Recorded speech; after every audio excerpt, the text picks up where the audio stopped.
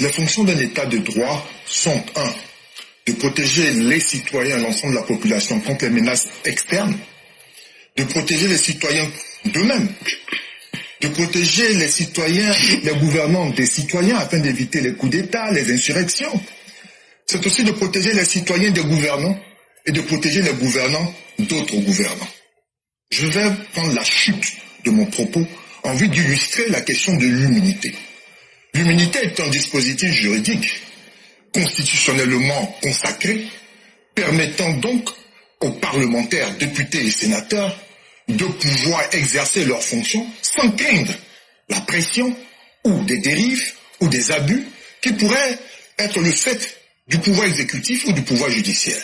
Sauf que ce dispositif juridique-là, il connaît des modèlements. Pourquoi? Parce que deux régimes coupent dans la conception même de l'immunité parlementaire. Il y a le régime de l'irresponsabilité qui concerne les opinions, les propos que tient le député en rapport avec sa fonction. Or, il faut bien rappeler la fonction du député. Sa fonction était de voter la loi, de consentir l'impôt, de pouvoir contrôler l'action gouvernementale, de pouvoir évaluer les politiques publiques et d'assurer la représentation nationale. Voici ce qui lui est demandé en tant que député.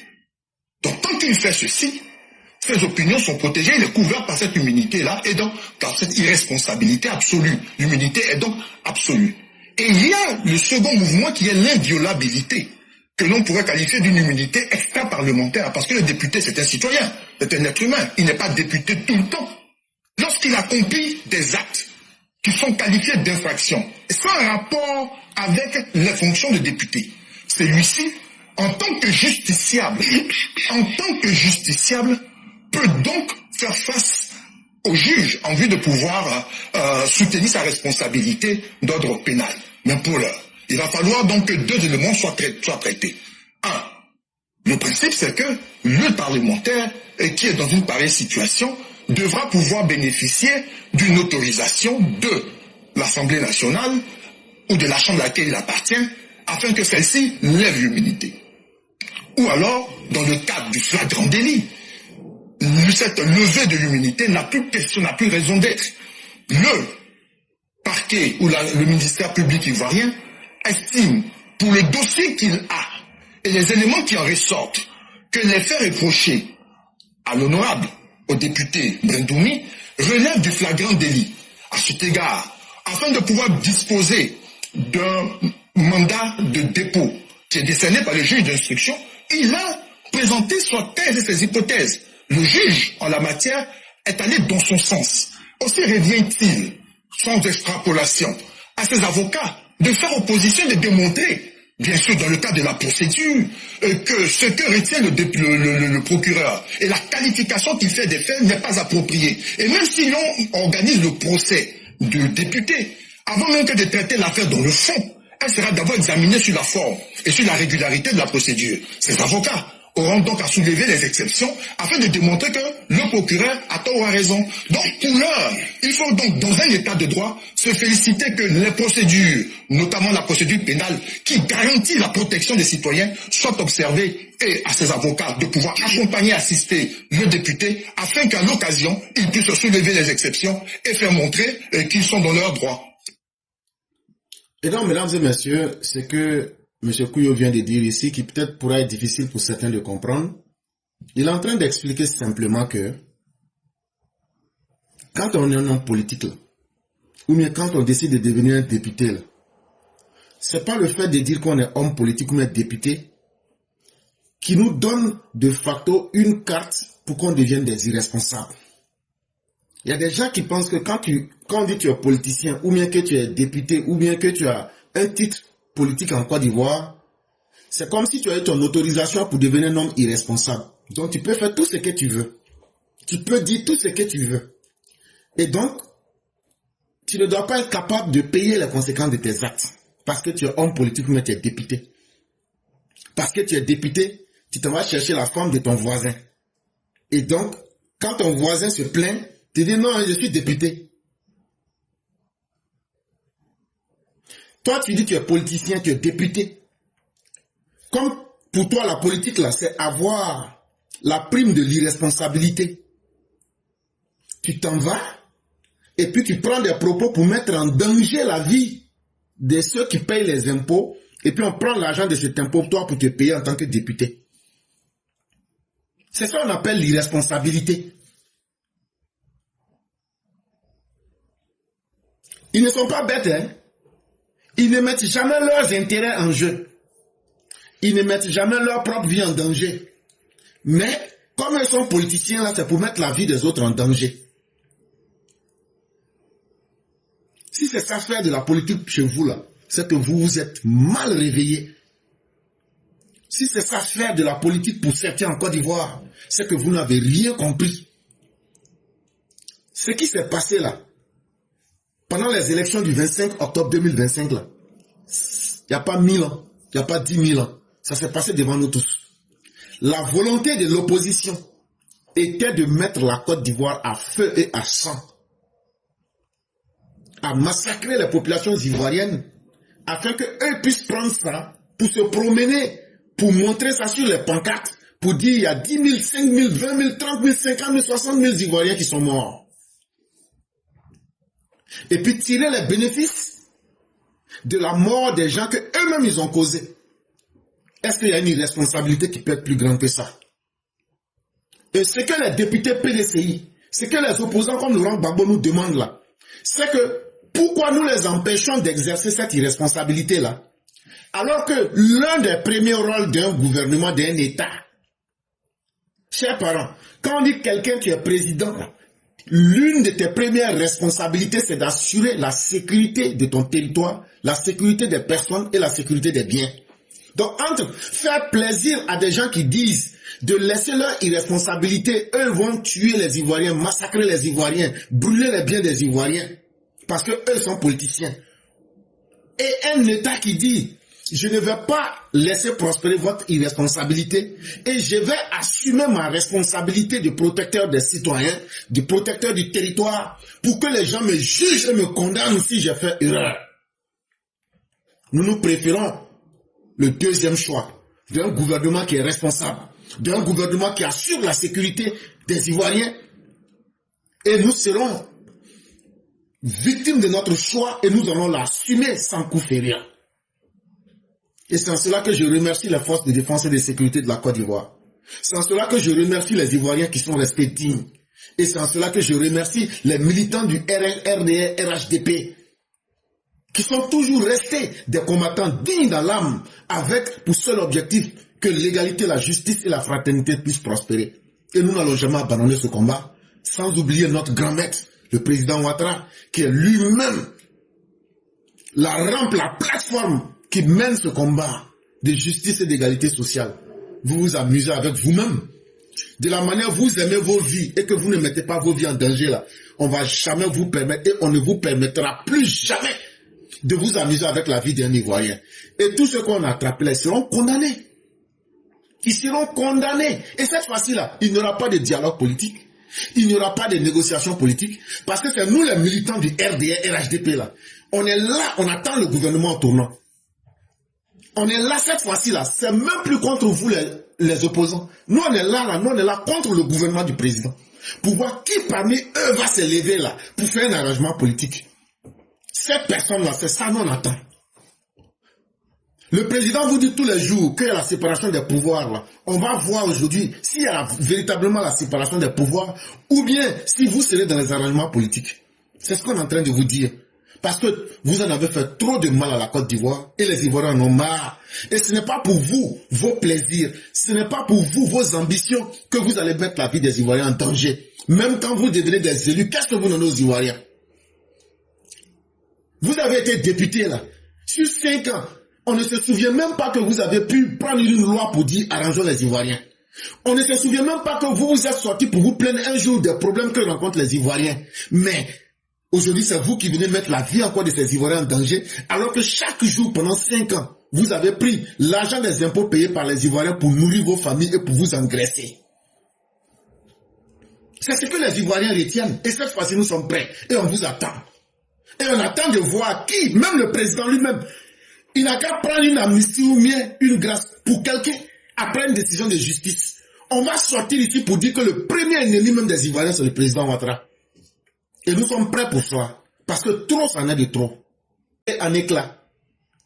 En tout cas, selon Africa Intelligence, la décision du PDCI de présenter des candidats dans plus de 130 circonscriptions pour les législatives de décembre, sans concerter le PPACI, a suscité la colère noire de Laurent Gbagbo. Le PDCI a opté pour une stratégie différente. En présentant des candidats dans certaines circonscriptions, rompant ainsi avec la ligne adoptée par le PPACI. Cette divergence tactique aurait provoqué un coup de froid entre les deux leaders.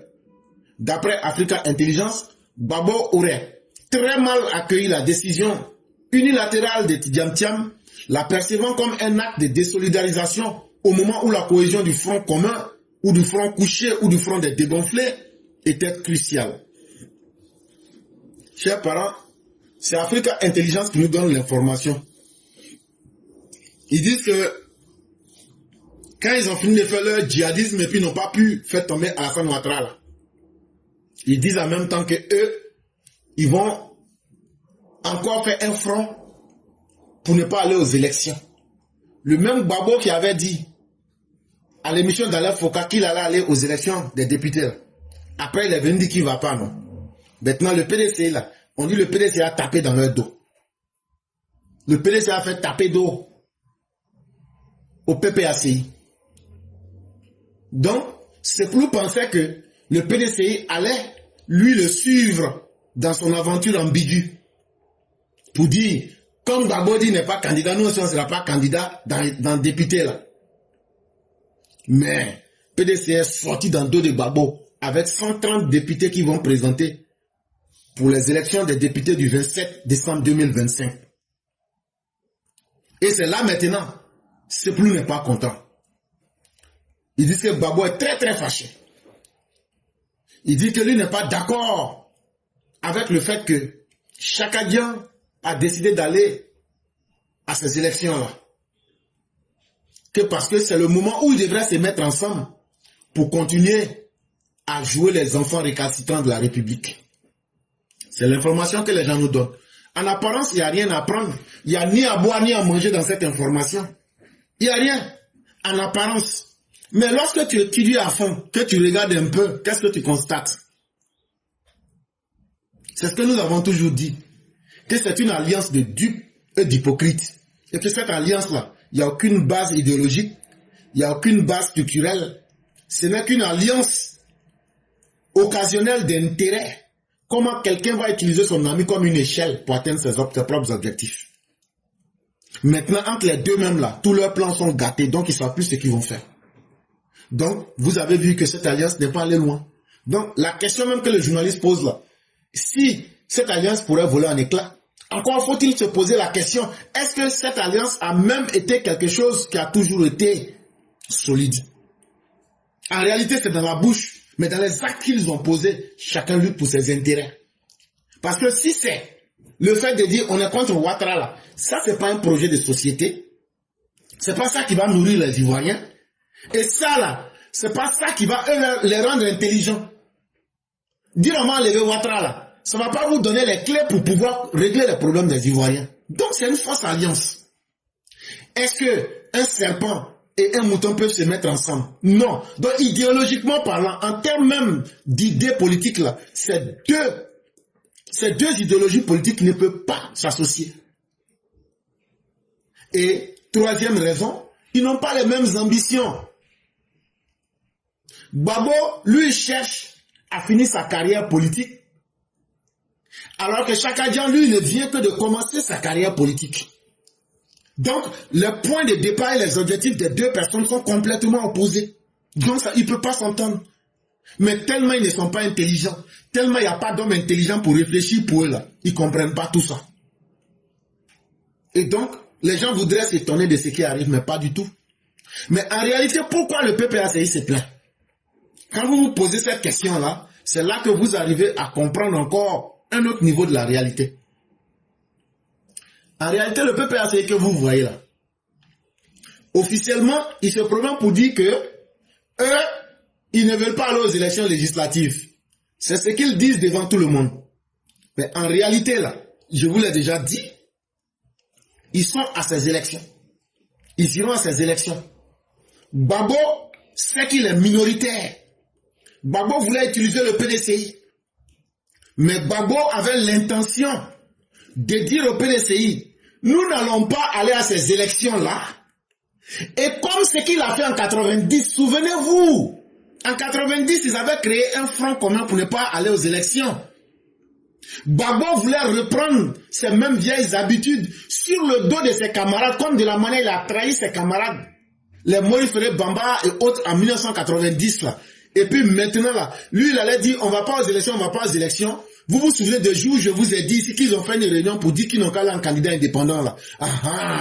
Maintenant là, si tu vois que Gbagbo se plaint là, Gbagbo voulait taper dans le dos du PDCI en fait.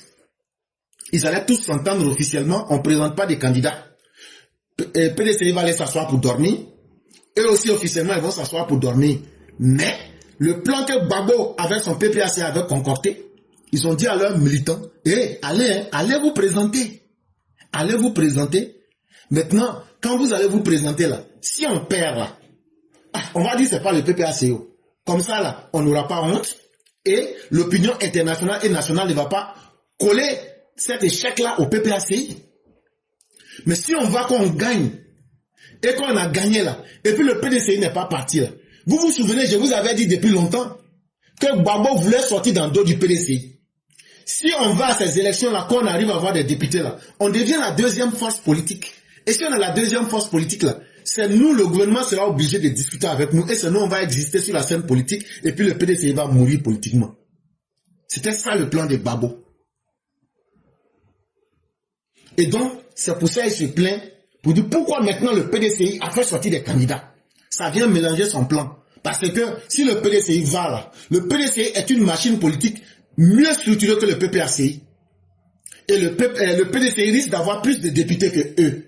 Et si le PDCI a plus de députés que eux, c'est eux qui vont soit dans une coalition à l'Assemblée nationale se fondre dans le PDCI. Et comme ça, on ne parlera plus de PPACI, mais on parlera de la coalition PDCI-PPACI, dont eux seront toujours une force minoritaire. Et comme ça, la voix de Laurent Gbagbo ne passera pas. Voilà le piège qui est derrière cette histoire-là. Bonjour éclaireur pro vérité, bonjour à tous mes condisciples de la grande classe éclaireur pro vérité. Est-ce de l'usurpation ou est-ce un mérite mal exécuté? Mais toujours est-il qu'il faut reconnaître que l'ex-président Laurent Gbagbo a fait montre d'une incapacité avérée dans sa fonction et de président de la République et de père de la nation et de chef des armées. Plutôt que d'être bon père, il a fait périr ses enfants par milliers. Et aujourd'hui, quand j'apprends qu'il a été partie prenante dans cette escalade de la violence, ça fait froid dans le dos. De tous les présidents que notre pays a connus, peu importe leur durée à la tête de l'État, Gbagbo a été le pire. Populiste, verbeux, noceur, il s'est réjoui de son sobriquet, le boulanger. Et même aujourd'hui, il a délaissé la chemise pour s'habiller en blouse de boulanger. Est-ce qu'il fut chef des armées, Laurent Gbagbo? Comment expliquer qu'il a pu ouvrir la porte de sa patrie aux Libériens, Angolais et autres contre son peuple? Ce mec est un ogre insatiable. C'est pourquoi, en ce moment, je me fais des idées. Je me dis que Laurent Gbagbo mériterait d'être assigné en résidence surveillée. Parce que si ces appels incessants à la bagarre faisaient suite à un ultime événement fâcheux, pour ma part, ce serait des morts en trop. En plus, il a compris qu'il est désavoué. Mais est-ce que l'on peut prévoir l'attitude d'un vaurien à l'orgueil brisé? C'est pour ça que j'en appelle aux autorités de la Côte d'Ivoire de garder un œil sur Laurent Gbagbo. Ce mec me fait peur, car à chaque sortie, quand je le regarde, je me dis qu'il promet encore quelque chose pour, comme un gros point final à son existence sur Terre avant de s'en aller. Merci et que Dieu veille sur la Côte d'Ivoire. Merci infiniment à Mère Blanc. Et je ne sais pas si c'est par intuition ou bien si c'est parce qu'elle a atteint un niveau de compréhension. Souvent, ça m'étonne qu'elle comprenne certaines choses. Je ne sais pas ce qu'elle fait. Mais elle arrive à comprendre certaines choses trop en avance. Et si vous remarquez, hier ou avant-hier, j'ai dit que nous surveillons tout le monde. Et effectivement, souvent je donne des mots vite comme ça. Et les gens ne prennent pas le temps de comprendre. Quand je disais comme ça aux gens, vous sortez à 11h, on va sortir à 10h, ou bien à midi, vous sortez à midi, on sort à 11h59 pour casser votre colonne vertébrale. Souvent, je dis des vérités profondes, mais bizarrement, elle leur dit de façon très simple. Et ce que je disais hier, que nous surveillons tout le monde, effectivement, c'est ce que je ne voulais pas dire qu'elle a dit aujourd'hui. Ils n'ont pas cessé leurs mauvaises actions. Ils tentent toujours des choses. Parce que Laurent Gbagbo veut détruire la Côte d'Ivoire et surtout porter le coup fatal au président Ouattara pour que lui et le président Ouattara tombent ensemble. C'est ça qui est devenu le projet de vie de Laurent Gbagbo, l'ingénieur du chaos, l'ingénieur du pourrissement des mentalités en société. Celui-là même qui est devenu le bureaucrate de la calamité. Mais que Laurent Gbagbo s'assume parce que ce qu'il fait et après il se cache pour se dédire, ça ne passera pas. Si les faits remontent à lui, on va l'attraper et le jeter en prison. Et ça n'ira nulle part. Et on veut voir des vrais garçons qui vont se lever, à part se plaindre là. On veut voir si vous pouvez vous lever pour venir sacrifier vos vies pour lui. Et c'est pourquoi la justice ne se presse pas. Ils sont en train de mener, là où je vous parle, ils sont en train de mener. Je vous ai dit des choses, vous ne comprenez pas. Je vous ai dit, quand on va finir de faire l'investiture du président, là, vous allez voir. Déjà, vous avez mercredi, ce qu'il a fait, non? Ce que le président a commencé à faire mercredi, vous avez vu, non? Quand son investiture va finir, là, c'est là que vous allez connaître Alassane Ouattara. Il n'a plus rien à perdre. De la manière que Gbagbo dit qu'il n'a plus rien à perdre, là. C'est comme ça, Ouattara aussi, là, il n'a plus rien à perdre. Et c'est ce qu'on va vous montrer, là. Nous, on ne sera pas là pour agir injustement. Mais on va mettre chaque chose à sa place. Ça sera un colo-colo. Côte d'Ivoire, on va savoir qui est garçon et puis qui n'est pas garçon. Nous ne serons pas des indignes et des lâches pour nous attaquer à des gens ou même utiliser cette volonté de puissance pour contraindre des gens dans l'injustice. Non. Mais la vérité sera sûre et la vérité sera dite aux Ivoiriens parce que chacun sera remis à sa place. Donc Laurent Gbagbo peut se distraire lui-même, dire quelque chose son contraire en pensant qu'il peut travestir les faits, tromper les Ivoiriens. Mais la réalité en face de nous, vos pardons, votre réconciliation, mais vous n'avez rien fait. De la même manière que vous n'avez rien fait là. C'est comme ça aussi que personne ne sera en face de vous pour accepter votre pardon. Vous n'avez rien fait. Pourquoi vous voulez qu'on se réconcilie? On se réconcilie sur la base de quoi? Donc on ne se réconcilie pas avec des gens qui ne se reprochent rien. On ne se réconciliera pas avec des gens qui sont des tueurs de gendarmes, qui sont des tueurs de pauvres villageois. On va vous amener en justice. Fut-il Laurent Gbagbo? Même si le monde veut là, tout le monde n'a qu'à tomber en transe. Si Laurent Gbagbo, on l'attrape dans les faits là, si ses complices, que sont les leaders Kwasi, et tous ceux qui ont été arrêtés, si son nom est déjà dans les faits, et les preuves sont là, il sera arrêté. Et c'est là que vous allez voir que Ouattara là, la patience a des limites. Allez écouter les propos du ministre de la Défense quand il était à Tengrela. Quand vous poussez quelqu'un à bout pour amener cette personne à dire vous avez pris notre passion pour de la faiblesse. En d'autres termes, ça veut dire nous allons vous montrer une partie de notre force pour vous enseigner autrement. C'est à cette phase-là qu'on a arrêté. Ceux qui s'attendent à la réconciliation, là, vous n'aurez pas votre réconciliation. Parce que vous n'avez rien fait de mal à quelqu'un. Donc, c'est à qui vous allez demander pardon. En tout cas, ce n'est pas à nous. Et ça, on va voir maintenant. C'est que la justice va retenir là. Chacun va assumer ça et puis on va partir.